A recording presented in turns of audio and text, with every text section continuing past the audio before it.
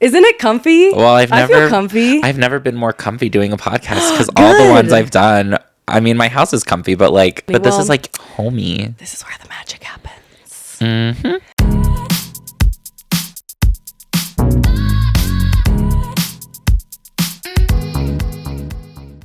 Welcome back to My Body, My Jokes. It's me, it's Morgan. Oh my God. Isn't that crazy? Oh my God. I forgot to light this literally every episode, I forget to light this goddamn sign. So cute. Okay, now everyone can see. I don't even know. People don't even watch the video, so they're like, I don't know what she's talking about. But hi, hello, it's me, it's Morgan. We're in my house. We're in the house studio. This is the third episode I've done in here, which is so exciting. Thank you for supporting the podcast. Thank you to my OnlyFans followers for supporting the podcast by helping me get some equipment. I really, really appreciate it. If you're in the Denver area, I have a sapphic comedy show that I'm hosting on May 9th at the Pearl. Tickets can be linked in my bio website. You can literally just Google Sapphic Comedy Show Denver. It's the only one on Eventbrite. But enough with the boring announcements. Today, I have a good friend of mine, someone that I have met kind of recently within the last year. Yeah, we have the amazing, the iconic podcast host and esteemed author, Kameron Tyler. Hello. That's me. Hi. That's you. Oh my God. Hi. Are you happy to be here? I'm so happy to be here. I don't know why I asked that as if you're going to be like, no. Can you imagine if I was just like, well, actually, I have to leave. Actually, I am this regretting is super uncomfortable. I'm so sorry. This Dr. P Zero's giving me a tummy ache. Yeah, how could I possibly be sad to be here when there's Dr. Pepper Zero Sugar? This is not sponsored content, but damn. But if it was. But if it were, I mean, this is like my new favorite soda, Dr. Pepper Zero Sugar. I didn't even know they made that until, what was it, like a week ago, 2 weeks ago? I went over to your apartment and we recorded your podcast. That's right. Called The Kameron Show. The Kameron Show. And you opened your fridge and it was literally all diet soda. Yeah, it was all diet soda or mocktail stuff because I don't ever have food in my fridge because I'm horrible about cooking. But I want to get better about it, which I'm sure we can discuss. But like, I have almost a complex about cooking. That's so crazy. My fridge, and I don't drink, so I'm like so big on having non-alcoholic bevies when people come over and stuff. Because I don't want to be the person who doesn't drink and just has like, there's a glass for water. Here's a ginger ale. Do you want milk?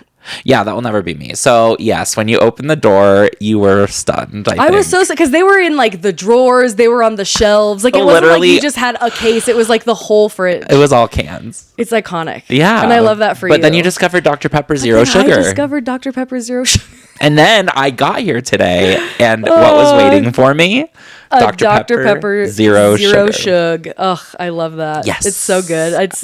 Diet soda is the one thing that I will not let go in my recovery. No. I was talking to a friend of mine yesterday about this who's also in recovery. Like, it's not a calorie thing. It's not a sugar like, it's literally just, I don't know what it is. The taste of diet soda to me is like so satisfying. And it's the bubbles. Like, when I drink a normal soda, I feel like it leaves a film on my like teeth. I kind of do too. Like on my tongue, like it leaves like a coating. I do too. Yes. And I do feel like it is a sugar thing for me, but not because of the calorie part, because like I feel like with regular soda with the sugar, I get like a lot of like, you know, I get the energy and then the dip. You get the zoomies, yeah. But I don't get like the dip after a diet soda because I'm not full of sugar. This is big diet soda over here controlling the messaging of this podcast. Get me to God's country. Get me to God's country, which is Cameron's fridge full of diet soda. That's exactly right. So we obviously mentioned podcast host. You have the Kameron Show. That's like a new podcast. You haven't released it yet, right? It starts on May 1st. Okay, May 1st. Everywhere you can listen to podcast. And it's Kameron with a K. Yes, in case you're just listening. Yeah. Yes, okay, and I'm so excited because that was a really fun pod to do. You kind of talk about like people's stories, and then I feel like you extract like the juice out of them in a way. Like I gave you a lot of juicy shit when I was there for no reason. You did. It was a good episode. You're a good guest. Yeah, I started the podcast because what I hate is that so many of our like friendships and relationships and even like acquaintanceships are only like viewing people's story on Instagram. Ooh, that's a good point. And one thing about me, and actually I've always been this way, but I want other people to be like this too. Because, you know, if everyone were just a little more like me, just kidding. Yeah, things would be so much easier. Things would be so much easier. No, but something that I've always done is if I am curious about someone's life and I see their story on Instagram, I have no problem reaching out to them. I literally just did this last week and being like, I don't want to watch your life in 2D on my smartphone. Will you go to dinner with me? I want to know about your life. Because oh my gosh, that's cool though. But it happens with everyone, right? Yeah. Like you see people on your Instagram, like you watch their story every day and you're like, I'm so curious, but you don't ever ask. And I want people to just start asking. So everyone that I have on my podcast, it's not like a thing where I'm asking all my best friends to come on my podcast. It's people that I haven't really hung out with before. Like that was the first time you and I ever hung out. Like ever. Yeah. Like I think Morgan and I definitely met when I did a podcast last year, the one Samora Cash's podcast, Cash Talks. And after that, I've seen you maybe one other time, maybe? I feel like we've talked online, but that was pretty much it. Yeah, it was all Instagram. And I was like, wait a minute. I want to have her on. Yes. And also, I love everything you talk about on your podcast. I love your comedy. I appreciate that. As I disclosed to you, I'm an avid Threads follower of yours. Oh my God, yeah. And I just throw shit up there, man. Yeah. I really be throwing shit on Threads. Yeah. So you were an obvious choice. But yeah, it's just about talking to people about what's interesting to them. And of course, I love to crack people open. Yes. So, and we did the sip, save, or spill, and you did all three. We did. So there's jars that I pull questions out of, sip, save, or spill, 3 levels of deepness, and then my guests answer them. And Morgan did all 3. I did. So stay tuned. I really did, and I really went in on that shit. Yeah, it got deep. Well, you put veggie pizza and diet soda in my belly. Of course, I was gonna go all out for you. I was a happy girl. I do intoxicate them without alcohol or drugs. No alcohol. Yeah, just carbs. Yep. And you're an author, so you have 2 books out. The first one is Lucas with a K. Yes. And that's more of a, would you describe it like coming of age novel? Yeah, it's a coming of age teen fiction novel. Gay, late 90s is when it takes place, small town. And it's more than just like coming out. Like the first scene is him coming out because I didn't want to write a book about him being on the closeted? fence. Yeah, I didn't want to do that. So the first scene is that, but then it's like everything that follows suit, and it's about his senior year of high school, and it's tumultuous, and it's, you know, there's romance, and you know, gets into trouble, and there's a little bit of magic, and oh my God, it's like everything I would have wanted when I was a teenager. Yes. In a and book. Are any of the plot points based on your life? Yeah, I mean, the guy's name is Lucas with Lucas a K. with a K, yeah. You're like, this may or may not just be a memoir. It was, well, so, okay, so the weird thing is it was close to a memoir. And then the way I described it is like, it's not a picture of my life, but it's like if I took all the colors from that picture and then scrambled it up. Oh, wow. That's such a cute way to say that. Yeah, because it was like, there's a lot that's true in this book, but like if you read this, you won't know the story of my life. Right, okay. But it's got all the tones. And so, oh my God. Leo's here now. You I know might not Leo be able to hasn't been see. on the pod, really. He like never gets in my lap or anything when I'm recording. I wish he would. Leo loves me. Yes, and I he love does. Leo. And I am a Leo. And I think Leo knows this. Oh, We're connecting eye to eye. Yes. So yes, the book is kind of autobiographical, but clearly it wasn't autobiographical enough because then the second book is literally a memoir. Yeah, so you do have a memoir. Yeah. A Mural in Space. A Mural in Space, a gay boy's memoir. And that is like the real tea. Yeah. I love that for you. Do you go on Goodreads? Do you read your reviews, or is that something that you're like, I can't do that? I try not to go on and look at it because on Lucas, so I've seen some of them, and one of the early ones for Lucas with a K was so mean. Really? It was a 1 star. I mean, it was full of misspellings, Where was it? it's like consider the source. It was on Amazon. Oh, okay. Well, Amazon is, you I know everyone on there. But the crazy thing is, it definitely was someone who bought the book because it said verified purchase, and I'm like, who is this? It was like an anonymous person. Boo this person. Which is so crazy because the rest of them are pretty good. And they're not all just from people I know, which is what people always ask. Yeah. Well, is it all your friends? But yeah, there was like one bad one. And after that, I was like, I don't want to read these anymore. Okay, well, I have two for you that I actually read that I wanted to point out to you. Oh my God, is one of them the 1 star? So, no. Okay.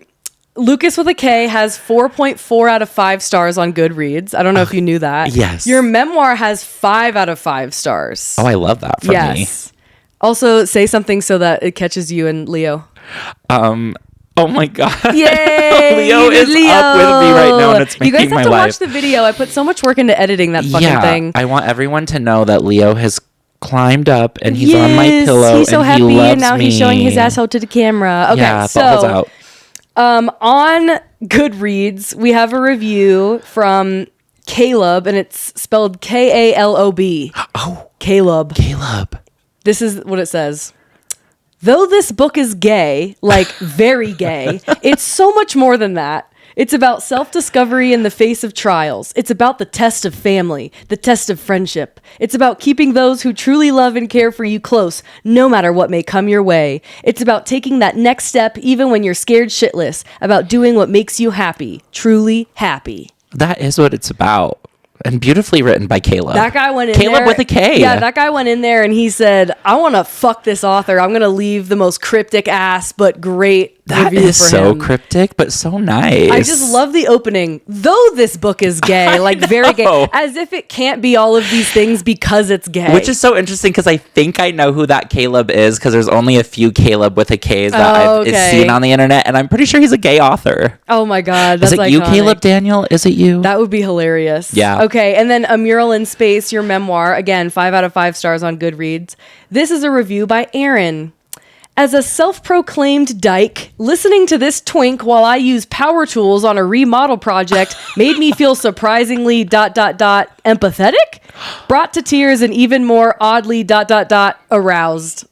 Oh, well, I love all of that. So you're getting the lesbians off now. Yeah, honestly, that is the funniest thing about that is being called a twink because it's been a long time. Yes, which is how you know. hilarious. Yeah, that book is about when I was more twinkish. I'm not so much a twink anymore. But she was out there fucking rambling on some power tools. But that's the important thing. And getting excited. Is that there was a lesbian becoming aroused and crying. Yes. Using power tools. So that's what you're doing to people with your writing. Well, that was so nice. Mm-hmm. I'm glad it wasn't one of the ones that. Oh no, I wouldn't have come up here and that been would like, have been "Hey, so savage. bitch, I'm gonna give you some horrible review." No, I would almost respect it. I just thought these were so funny, and Those I love so that funny. They're both they mentioned the sexuality part of it, as a self-proclaimed dyke. I love know. that for you, queen. Go off. I really love that, actually. Aaron, let's get mocktails. Aaron. Okay, so as you know, there is one question, but now becoming a set of questions that I like to ask every guest on this podcast because it is My Body, My Jokes. We talk a lot about body image, fat phobia, anti-diet, recovery, all the scary shit, right? Mm-hmm. So my question for you, Cameron, is what is your current relationship with your body? I'm sure a lot of people say this, but it is a work in progress, always. I think that's valid. Yeah, I mean, I think for everyone that's probably true. Mm-hmm. But for me, I wouldn't say it's better than ever. Okay. Even though I would love for that to be the answer. My inclination is to be well, I'm the oldest I've ever been, and my relationship with my body is the best it's ever been. Yeah, I can see why that feels necessary, yeah. It's not true because I think for me, it's changed so much. And in some ways, I feel really confident. And in some ways, I just know that is such a tall order to be true. It's just not going to be true anytime soon. Yeah. I have, in the last year, exercised more than I've ever exercised in my life. Because last July, I told my friend who is a elementary school PE teacher, but he's like a fitness god. He just looks like an Adonis, and he's an angel. He's my first straight friend. So I'm I've known him for 20 years. I'm so comfortable with him. And I just told him I feel like shit all the time.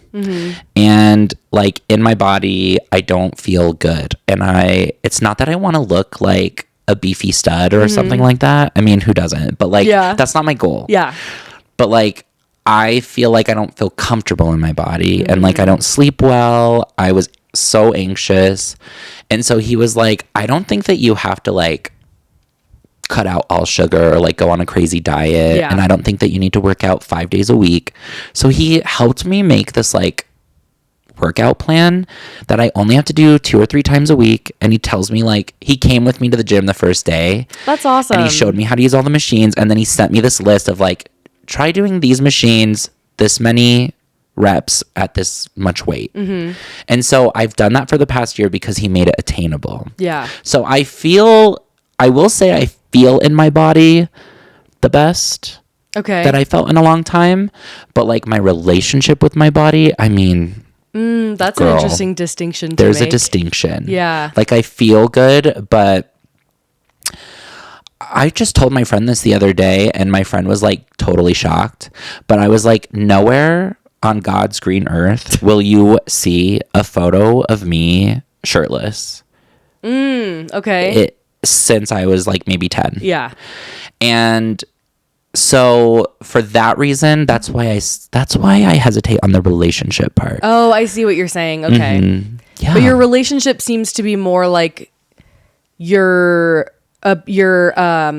perception of your appearance. Yeah. Because it seems like your relationship to your body is actually pretty good. Like you recognize like, oh, I don't feel so great. I'm going to start doing something different. Yeah, the way it feels. Yeah, it's like that interoceptive awareness more than it is about like the awareness of your appearance. Totally. Yeah, that's interesting. Yeah. Okay. But I love that because you're kind of working at the root of not the problem, but like the, I guess, obstacle is like, we all think that we like don't like the way that our body looks and we're always like, oh, weight is the issue. But really it's just like listening to your body. Yeah. And a lot of the time, once you start listening and you're actually like giving it what it needs, you feel better physically and mentally because you're like, oh, it's not even about like my body size anymore. It's just about like feeling well rested, feeling hydrated, feeling energetic. Well, yeah, like that part is so important to me. And that's the part that I feel like I've really gotten good at taking care of.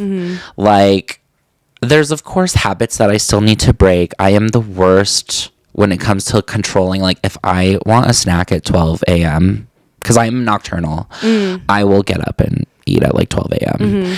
And like then in the morning, I'm like, I just feel gross. Like, I wish I didn't eat that at 12 a.m. But at the moment, it was so good. Yeah. So like, there's still habits like that. But other than that, like, in comparison to how I've ever felt inside my body, great. But like, I feel like I do still have maybe, I don't want to say a resentment because that sounds so harsh.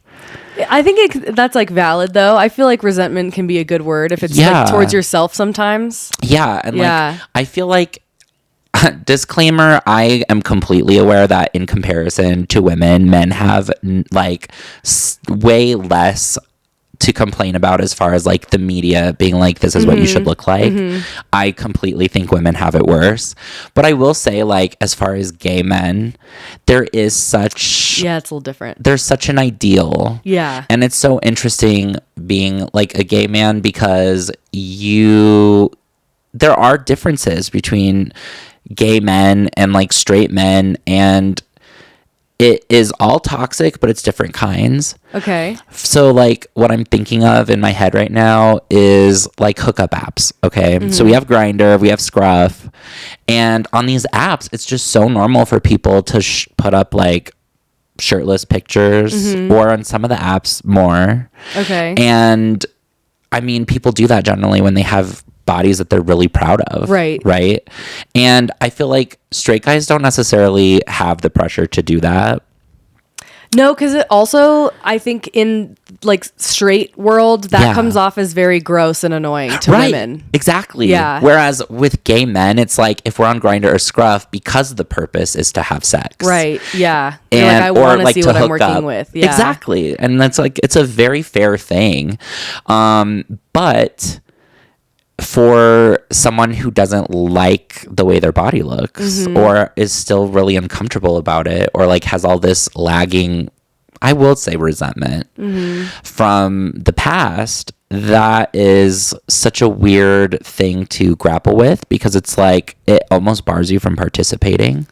Yeah. Like I was just talking to my friend about this the other day. It is such a weird thing that I do feel differently about it in my 30s than I did in my 20s. Like I feel less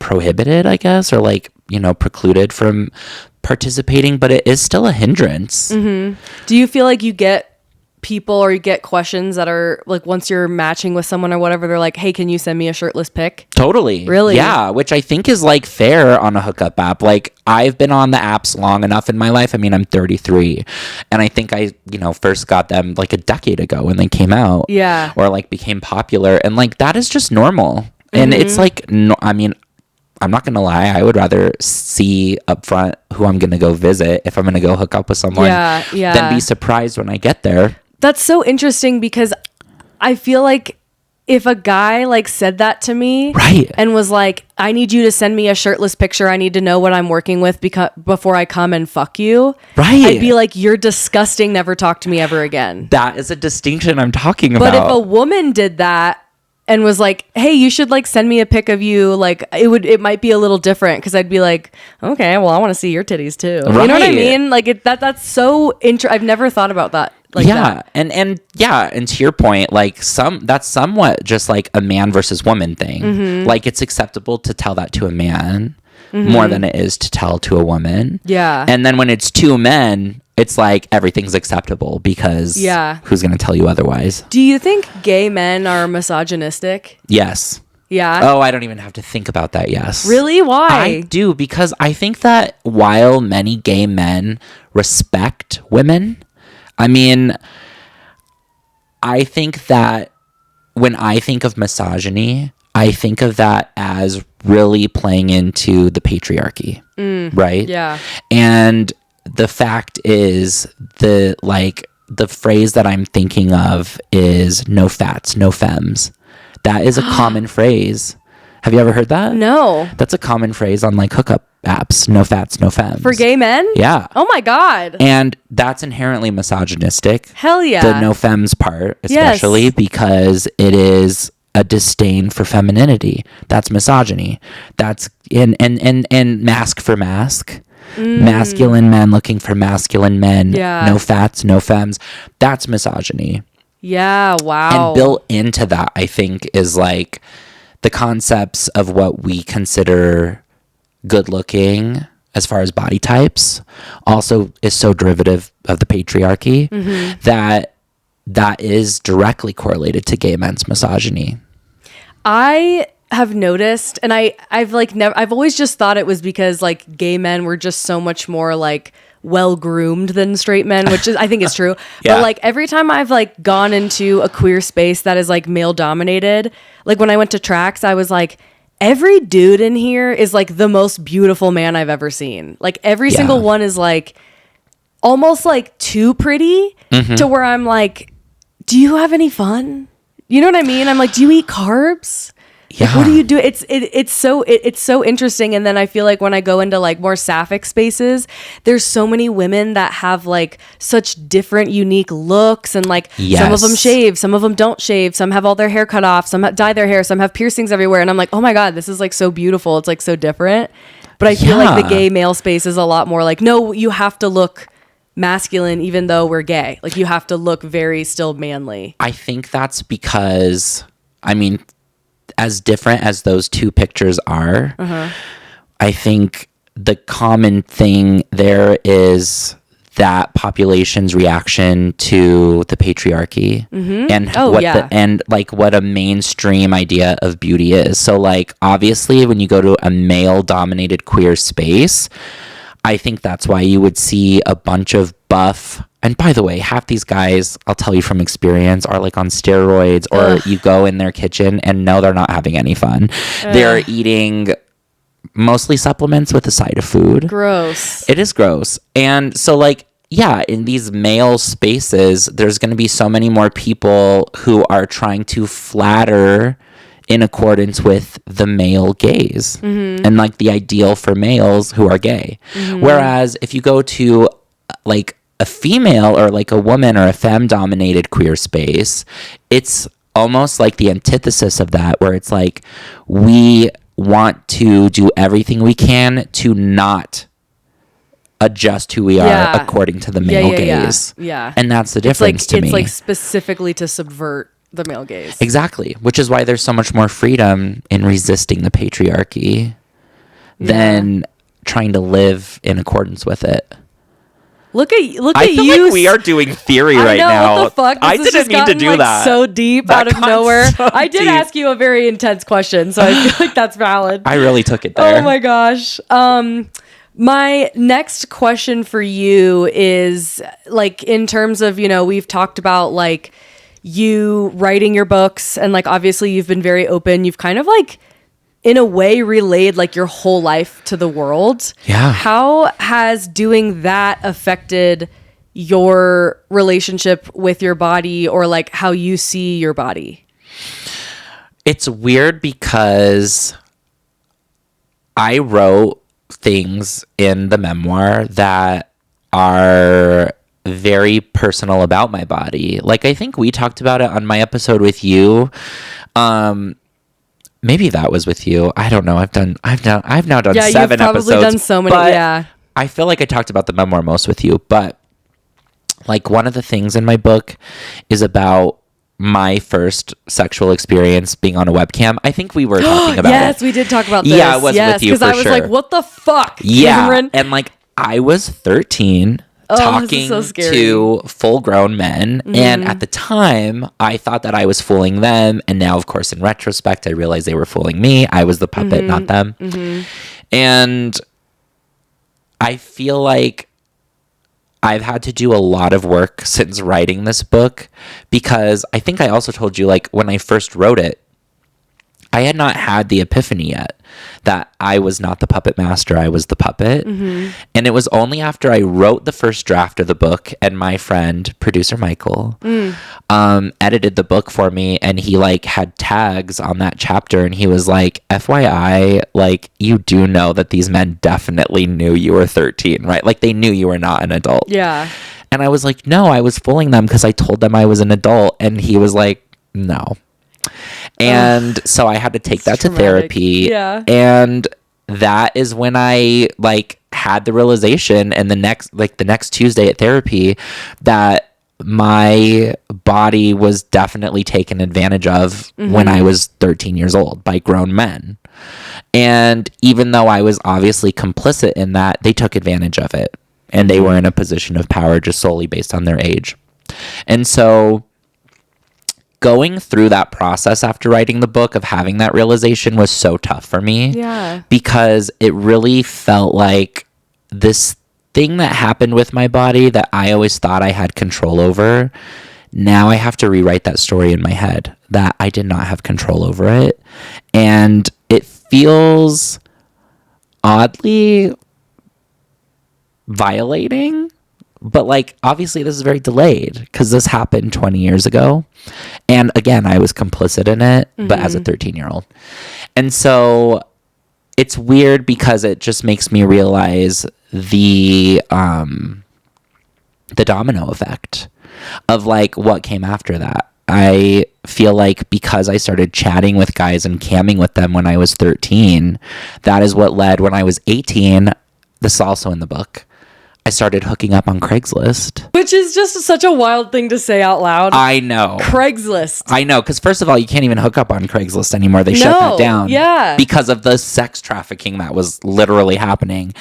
But for me, it didn't even seem like that big of a deal, because all I was doing was making a transition from hooking up with grown men on webcam to, like, going to their house, because then I could drive. But you weren't really hooking up with them on webcam. You were like you were alone on a camera. And they were I was alone, they were alone, and we were virtually hooking up. Gotcha. Okay. And then it was just like, so now you're like, I actually want to put myself in physical danger now. Yes. Okay, cool. And I did a lot. And it's all in the book. And so it's interesting, like, I've had to think a lot about what that means in relations to my body, because I realized that like I started sharing my body at a really young age. Yeah. Which is really ironic, because I would say 13. I remember we also talked on my podcast about how like when I was a theater kid as a kid, and I quit when I was in middle school because I felt fat. Yeah. And I felt ugly. Yes. And I hated getting measured for costumes. And when it would like come time to do the measurements before shows, I was just like, they would line us all up, and I didn't want people to hear what my numbers were, and I became so self-conscious, and it was horrible, and so I quit. And ironically, the next year is when I started doing this stuff online, and I had no qualms about getting fully naked in front of these men. And that dichotomy also never hit me until this past year. Yeah. Because then I started thinking, okay, and then I also like started hooking up at 18 on Craigslist and just like completely dissociated from my life because I was morbidly depressed.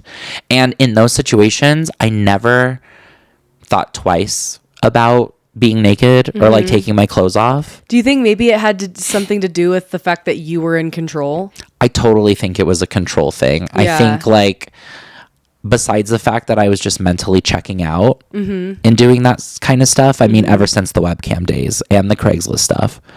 In addition to that, yeah, I did feel like I was in control, even at the 18-year-old stuff, I think like, God, some of these grown men are just disgusting for not being like, kid, go home. Oh my God. Yeah, that shit's so crazy. It is so crazy. I mean, these guys were married half the time. Yep. And like, I was at their wife's house that they shared together. Oh and my God. I look back now, and I think for a long time I held that against myself, and now I don't. I'm just like, Good. I was 18. Yeah. These guys, also, I didn't take a vow to anybody, but like, these guys just didn't care, and I really felt like I was in control, even though I don't feel like that way now. But yeah, at the time, I do think that the fact that I felt in control was really helpful, and the fact that I was dissociating.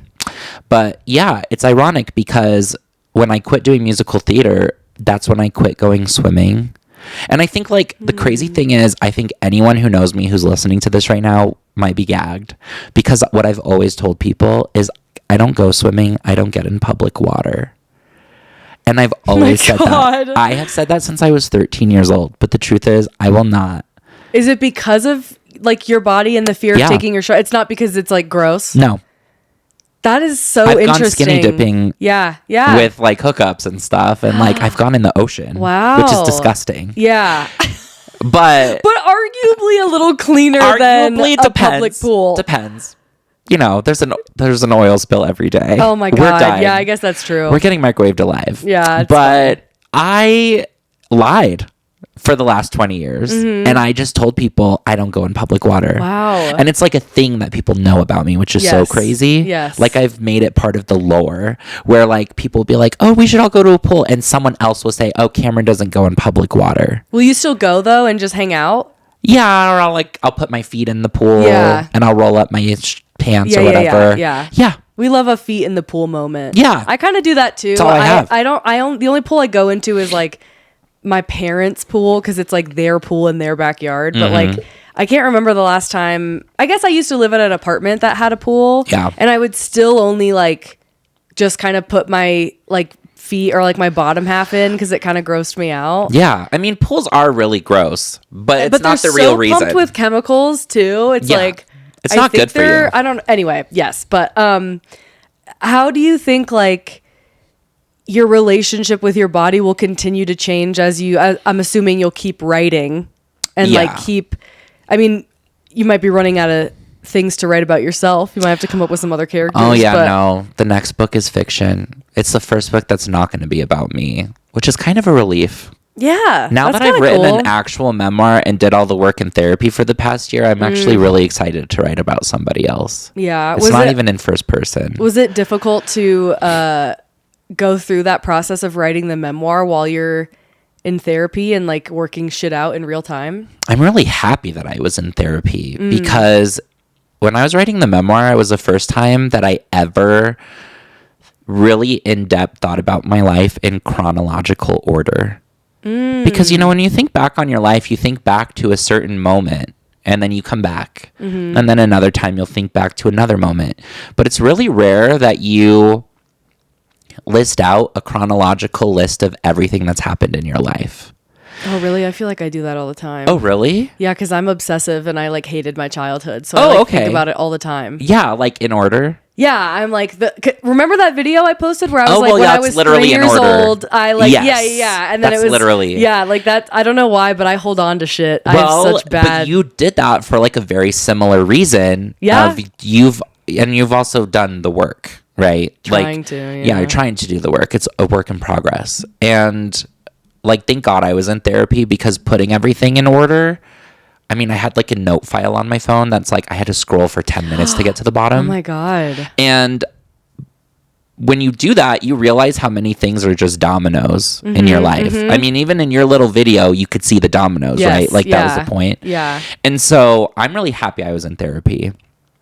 And I think that as far as your question about like how will the perception of your body be in the future as you keep writing, I think the interesting thing is every time I'm writing a book, I talk to my therapist about what I'm writing. Because even though this next book's not going to be about me, it's going to be about stuff that I've experienced, like friendship. You know, every writer is writing about themselves, whether it's autobiographical or not. And it's interesting because the next story that I'm working on is about illness, a particular illness that occurred to gay men in the 80s. Oh, okay. Yeah, so it's a lot about it's interestingly a lot about their bodies being their enemies. Oh, okay. And I think that's the part that's really interesting to me. And I think this is probably the era where finally, I've been in therapy for 8 years, and my therapist and I have talked about almost everything in my life. But the swimming pool thing, I've never even told my therapist. Really? I have disclosed this to you for the very first time. Like does your therapist know that you don't go into public water, but they don't know why? No, I just don't. It's never come up. I guess, yeah, that is kind of a light thing to just like bring up. It's like not very juicy. Yeah. I mean, we've never talked about going swimming, but like I have never told her. I have told her like last year when I asked Jordan to make me the exercise plan, I told her that I was doing that because I didn't feel good in my body. But we've never talked about the body image thing. So like I've never told her. That's interesting. You should talk to her about it. Well, I think that's what's coming up. Like I think that's the next frontier. That's the next frontier is like the last thing I would say I'm not happy with in my life is my body. The way it looks. Yeah. Like it's unresolved. I've resolved so much other stuff that I never thought I would resolve. But if I could get past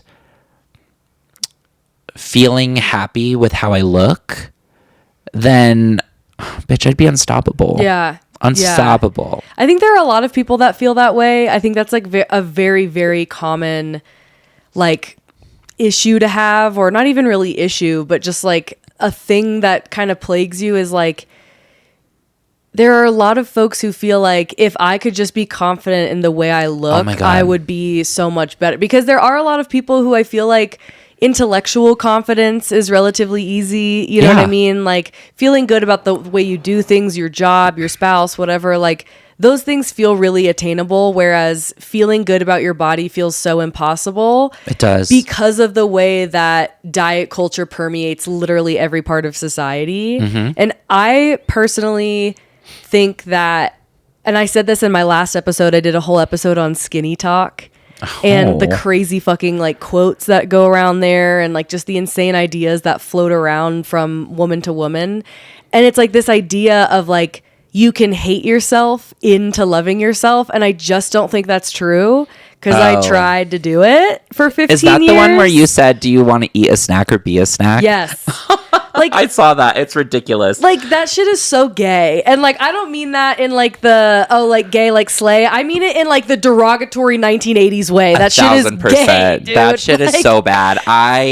Yeah, I saw that. I think I saw it on Threads. Oh my God. I love that. I love that. Or Instagram. But yeah. yeah, It's like those fucking quotes that are like, you know, this weird tough love-esque way of like being like, you know what, I'm just gonna work really hard and I'm just gonna not eat what I want and I'm just gonna force myself to go to the gym and then I'll love myself. And the thing that I wish I could articulate to people is that when you go on these like journeys, you know what I mean? Let's say it's a weight loss journey or whatever, like you might have a goal weight or you might have like a goal piece of clothing that you want to fit into, or you might have like some arbitrary feeling or number that you're like, once I get there, I will feel good. Things will be okay. Yeah. But the problem is because the whole process is about getting there, once you're there, it doesn't feel, it's not satisfying. It's anticlimactic and it's the goalpost is always going to move if you just keep hating yourself the whole time while you're doing it. I never thought about it, but it makes sense. Yeah, I mean, it's like the same thing of like making money. People always are like, God, if I could just get to this Yeah. salary, I'd be happy. Then they get there and Yeah. they're like, if I could just get to this salary, I'd be happy. I mean, I remember when I was like, when I like developed my eating disorder and I was like going on a weight loss journey, like I was very much obsessed with the number and I had a goal weight and I didn't even know like how to, like I didn't know anything about the science between calculating a goal weight. I just picked an arbitrary number because I was 13 and I was like, oh, all 13-year-olds should weigh this much. Oh my God. And then when I got to that number, because I had spent all of my days looking in the mirror and hating what I saw, it wasn't like I woke up one day and was like, oh, now I love it because now I know that it equates to this number. Yeah. Like it has nothing to do with that. No, it doesn't. So I think loving your body and learning to love it, which I'm still doing, is so much more about like, how do you treat it? You know, do you listen to it? Like, are you giving yourself rest when you deserve it? Are you recognizing like when your body is sick and you need to like, because I think something else that's a big problem in our society is like, we think that we're smarter than our bodies. Oh. So we're like, no, if you have your period, just work through it. If you're sick, just work through it. If you're lazy, if you're tired, just work through it. And it's like, well, sometimes your body's trying to tell you something. 100%. I had to learn that the hard way when it came to anxiety. Like yeah. when I was 23, I had a full-on mentee B where I had to move out of my house. Like it was so bad. Okay. Like I had an actual mental breakdown, Yeah. like where I had to like live with my mom for a few months and it was so bad. And it was because I had this anxiety that was so horrible and I did not want to listen to it.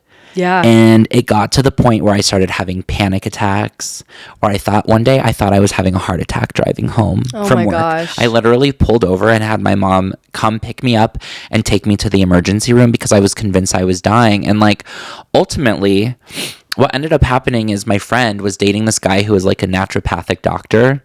Love that. And he just like asked me about what was going on, and he, long story short, came to the conclusion of like, here's the thing, if you have anxiety and you're not acknowledging it, your body is going to make you listen. Yeah. Like you're not going to outsmart your body and your brain. And that's so interesting because I never really correlated it to everything else, because in my life the main thing has been with like mental health. Yeah. But that really is true for everything else, like that you just said.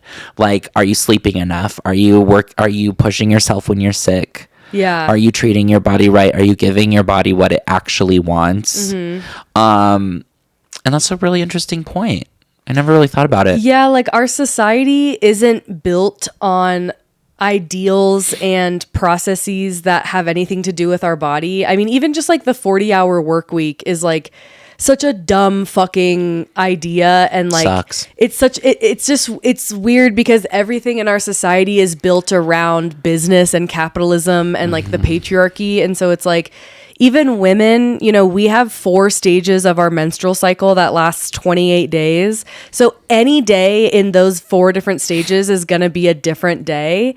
And within the last few months, a friend of mine told me to start writing down what phase I was in, like on my calendar, so that I can see like what weeks I know I'm going to have more energy. And at first I was like, that's so dumb. Like I've operated off the same schedule like I'm 29, you know what I mean? Like I'll be fine. But now that I know, like when I'm entering my luteal phase, which is the phase where you feel a lot more tired, like your body's like getting ready to go through menstruation, like your body's kind of like slowing you down. I know that during those 14 days, I will probably not feel super great about my body. I will probably not be as hungry, or I might be even hungrier. And so now it's like I'm able to see, okay, this phase of energy is coming my way. How can I help myself this week or these 3 days or whatever? And it's been like life-changing. That's amazing. Yeah. And so it's crazy that like as soon as you just fucking listen to what your body is saying, you're like, oh, actually life is a lot easier. Yeah. It's so weird. That is wild. I did not know that. Yeah. But that makes complete sense. Yeah. Whereas men have a 24-hour hormone cycle. So like every day you're reset. You know what I mean? Like I could see that. So like every day you wake up with the same amount of energy or whatever, obviously outside of like life circumstances. But like, so society is based on that. Society is based on a man's level of energy, a man's hormone cycle, because it's supposed to be like, oh, every day's a new day. You know, every day's a chance to do whatever. Yeah. Whereas with women, it's more like, the next 2 weeks, take a second. That's so interesting. Yeah. I love that. I know. I'm so happy that I love that calendar thing. Yeah. So one question that I want to ask you that I think would be interesting is like, okay. So I know obviously we're talking about you kind of already have like written yourself, but let's say like if you were maybe to be written by like a different author or your favorite author, or you were to be personified in like a movie, what do you think is like your one defining characteristic? That's such an interesting question because, oh my God, that's such an interesting question. I call my podcast The Kameron Show because my cousin Brittany made up this term, The Kameron Show. And it was because when I was like in college or like a teenager, I did this thing where if I was like with her and I was just being normal, it was very different than if we were at the mall and we ran into someone and I would turn on and I would do, and then they would walk away and she would be like, oh, there's the Kameron Show. And so it's interesting because, and oh God, I wish I could remember I think it was Molly Smith. Yeah. She came on my podcast and one of the questions that we pulled out was about authenticity. Oh, cool. And like my answer to that was like, I'm working on becoming a more authentic person because that's like I'm trying to redefine what the Kameron Show means. And I want it to be more real. And then her whole perspective was like, yeah, well, it's also not like the most important thing to be 100% authentic all the time. Like, I don't think we're supposed to be. But I say all this to say that if I was personified like in a movie, like if they made a movie and I was a character in it, I don't know which me it would be because... Oh, I see. Okay. Yeah. The two me's are pretty different. Yeah. Like, I would say like right now, this is very authentic. I mean, I told you the swimming pool thing for God's sake. Yeah. Like we're having a heart to heart. But like, you know, then I think of the me at a party that just quantitatively more people know that person. And it would be very much like Billy Eichner. Really? Yeah, like that's what comes out of me sometimes. Really? I can't see that at all. But Or I like, guess I've really only seen you in like podcast environments. Yeah, where I'm just like gabbing with a friend. Yes. Yeah, and like okay. a lot of people compare me to Dan Levy, which I can see it. Like I've never fought it. Okay. That one is a lot more fair. So maybe those are the two that are like, it could be that one or that one. I know. So would you say, or would you like hope that your defining characteristic is authenticity or lack thereof? I don't know. Yeah, that's a good question because I'm like, I don't know. I feel like I spent a lot of years building the Kameron Show and it was an airtight production. When I turned 33 this year, my friend threw me a birthday party and he did this really cute thing where he made a jar and it was called the Kameron jar. Okay. And it was like for people to put in things they like about me or a memory they have of me. Isn't that such a nice birthday gift? I'm going to start making people do that every time they come on the podcast. You should. Well, write something down that you like about me. And then I got to take it home and read it and I was like, oh my God. That's really cute. Yeah. And it came from our friends who do have a jar at their house that they make friends put stuff in and they read it all on New Year's. So you should do that. Oh my gosh. And then you should have a show where you read all of them. How interesting. Yeah. Okay. Yeah. But anyway, one of the things that one of my friends wrote in this jar is that I have an airtight, I forget the word, like monopoly or hold on what people know about my life. And I was like, is that your perception of me? Okay. And it's either the greatest compliment or the greatest read of me. Yeah, that like you truly are like the purveyor of your own truth. Yeah. Like, you like don't let anyone know anything you don't want them to. Exactly. Yeah. And I'm like, oh my God, you probably think I'm a lot more I think interesting that's, like, than I really am. cool though. I don't know. Yeah, I know. I had mixed feelings about it. Yeah. I was like, on one hand, that's cool. On the other hand, I'm working really hard to be honest about my life now. And like writing the memoir was really hard. So I don't know. Interesting. I think maybe both. I want to be both in the movie. Yeah. Well, it'll be literally you in the movie. It'll just be you in your room. And then when you're with other people, it'll be the Cameron show. Like it'll just be the character has two personalities. Oh, you know what I want it to be like? I want it to be Billy Eichner, but then there's a little Lizzie McGuire cartoon person that's Dan Levy. And that's the real me inside my head. Yeah, that's what I would want. I love that. Those two. It's so funny you say the thing about like how your friend thought you had like such a like airtight grip on the information about your life, because like I personally don't think that's a bad thing, because I have been through so much bullshit, especially recently, where I feel like the information about my life is something that I'm not like embarrassed to talk about, but it is really frustrating when like people feel the need to comment on it, or to like, because, you know, obviously like I have a platform, like I've built a platform from just being a comedian, like being a professional dumbass basically. And it's like really weird when people feel the need to comment on like your life, you know, whether it's like me talking about my recovery, or like me talking about certain fashion things, or how frustrated I get with men. And like, it's like, why is it a bad thing to like want to be precious with who you share info with? I don't know. Yeah, I know. And it is a balance. But I do think it's funny, because then I'm thinking about how you're like, I don't get in public water. I know. And it's not because you think it's gross, but it's like, it could be because you think it's gross, because it is gross. I know. It's crazy. I'm just so multifaceted, I guess. So multifaceted. I'm everything. I love that for you. I know. I'm a mess. Okay, so actually inspired by you, because when we did your podcast, you talked about how like you wanted to have segments on your pod.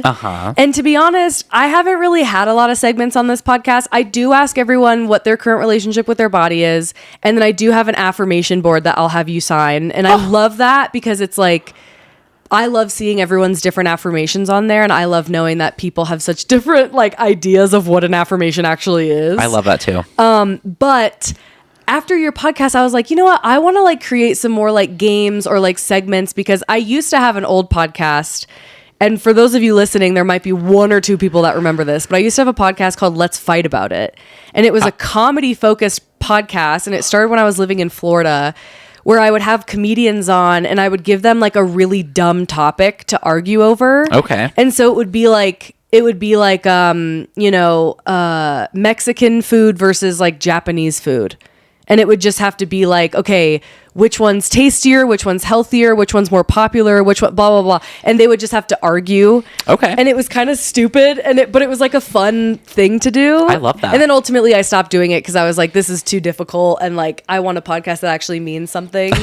and so then this was born like maybe a year later. But anyway, I want to bring back like the idea of like segments and things. So I have this little game that I want to play with you. Okay. And I have called it He Said, She Said. Oh. So I'm going to read you 10 quotes. Okay. And you're going to have to tell me if they were said by a man or a woman.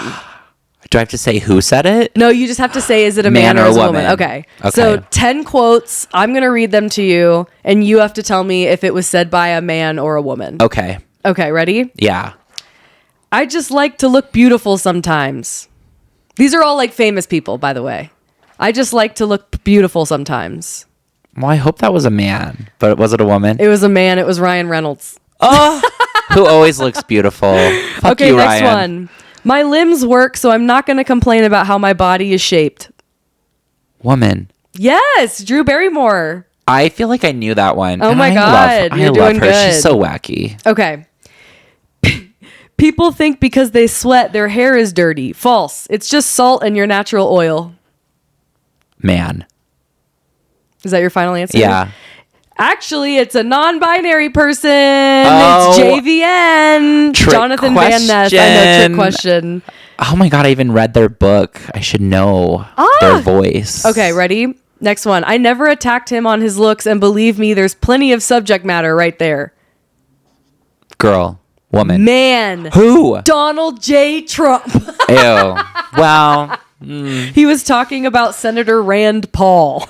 human is even questionable. Such an asshole. Fuck that Okay, guy. next one. I've never seen a thin person drinking Diet Coke.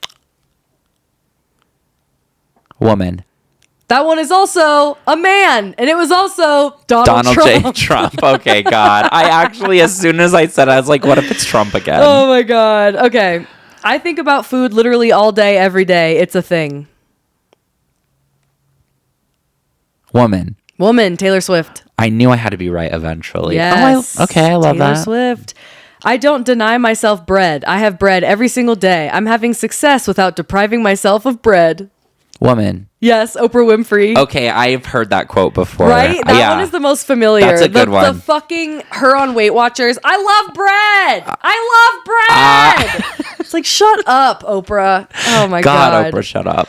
And now a slice of bread on Weight Watchers is like 7 points. It's ridiculous. Ooh. I used to do Weight Watchers when I was a kid. I know. Gross. Oh yeah, I was 13. Okay, a few more. Politics aside, you look at Barack Obama, he's ripped.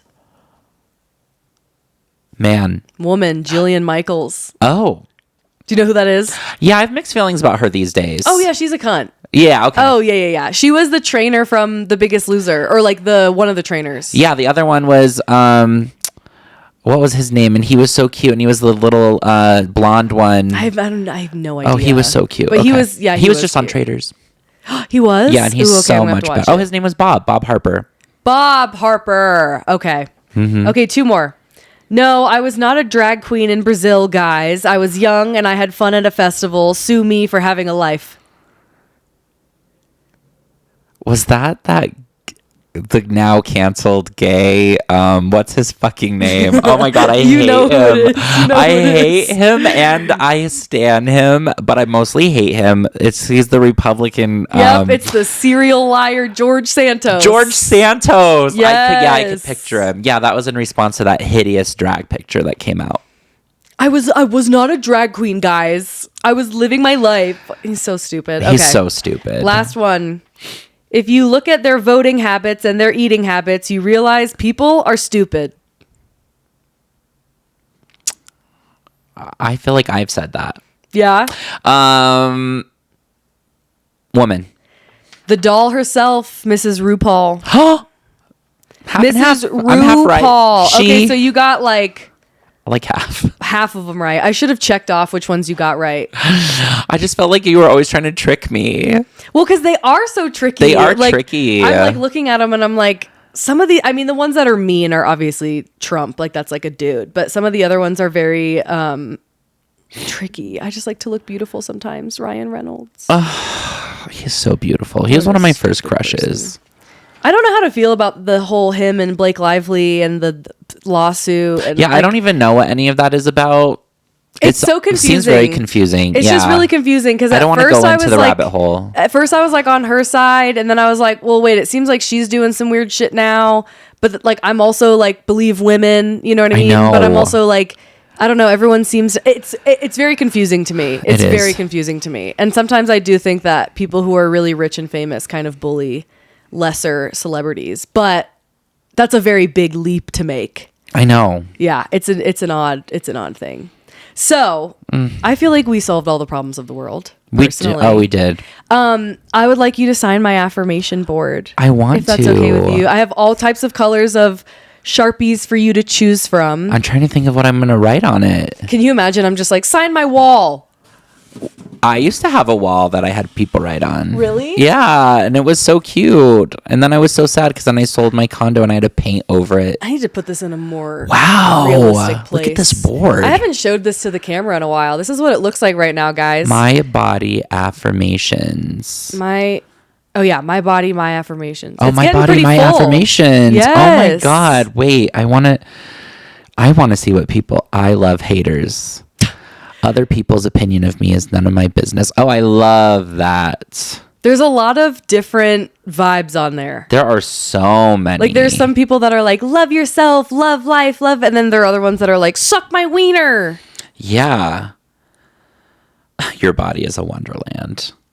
Famously. John Mayer. Oh, God. Okay. What am I going to write on here? Do you have something in mind? Or do you have... It doesn't have to be like a body thing. Like if you're like, I can't think of a fucking body thing. It could just be like, you know, I am strong. Well, you know what I'm going to write on here is what I close my podcast with, which is don't be a dick. Live your best life. I love you. Oh, cute. Okay, which is basically what I have to tell myself every day. Yes. Yeah, yes. that is truly my affirmation. Don't be a dick. Live your life. I love you. Mm-hmm. Oh, cute. I like that. Yeah, I love this idea. Thanks. I literally, like, I went to the grocery store and bought, like, magazines so that I could cut out all those letters. Because I don't have magazines anymore. Like, I don't, God. like... Do you know what I mean? So I just bought, like, a People magazine and, like, cut out the different letters and, like, little quotes so it would look cute. And then I had these, like, stick-on rhinestones. I have no idea where those came from, but... It's beautiful. They were in my craft drawer, so I was like, okay, I'll put this on here. Oh, this is so good. Thank you. I love it. Thank you. I feel so honored. Yes, of course. Now you're memorialized forever. I am. This is like my hands on the Hollywood Walk of Fame. Yes. And you Grauman's used a different Chinese. color than everyone else. Thank God. Everyone's been really into the like mint. I did a color royal or blue the, for those at home. Iconic. I feel royal. Iconic. Iconic. Well, Cameron, where can everyone find you? Okay. So my name's Cameron with a K. Just don't forget that. And my author Instagram's Cameron Writes. And the Cameron Show podcast is at Cameron Show Pod. Love it. And the Cameron Show is coming on May 1st, anywhere you listen to podcasts. And wherever you're listening to this. What episode will mine be? I think you're like number 3, which would really? be... Yeah. Oh, wow. I loved our episode. Yes. It was good. I moved it up. Oh, you did? I was okay, like, good. well, because, yeah, I mean, ultimately, I was like, these can't be in order. I'm going to move them around. But it starts on May 1st. And the first episode with a guest is on May 1st. That's with my ex-husband. And we'll talk about how we ended up becoming ex-husbands. And then, 2 weeks after that, May 15th is when they can find you. Cool. On my podcast. I love it. And I'm sure I'll be posting clips or whatever you got. Oh. There's clips. Oh, there's clips. There's clips. Thank you to producer Michael. There's clips. Oh, hi, Leo. Leo's like, it's Leo fucking came time back. to go. It's time. We're done. We're done. Oh, Leo. You already got your food, fatty. You already got your food. He wins the most beautiful cat award of the day. He is the most beautiful cat. Oh my God. He's just nuzzling up against my knee. I love him. Well, thank you guys so much for listening to My Body, My Jokes. Please support the pod any way you can. Throw me a like, a comment, a repost, whatever the fuck. It always helps to get seen by more people. And follow Cameron everywhere. The podcast is coming out. His books, Lucas with a K and A Mural in Space, are both amazing. 4.4 and 5 out of 5 stars on Goodreads if you haven't heard. And my name is Morgan Gallo. And thank you for listening. Bye. Bye. Thank you so much for listening to My Body, My Jokes. Please be advised that the information provided in this podcast is for general discussion purposes only and should not be considered medical advice. Always, always, always seek the advice of a qualified healthcare professional with any concerns you might have regarding the topics discussed in today's episode. Also, if you or someone you know is struggling with an eating disorder, please call the National Eating Disorders Association helpline at 1-800-931-2237. Bye.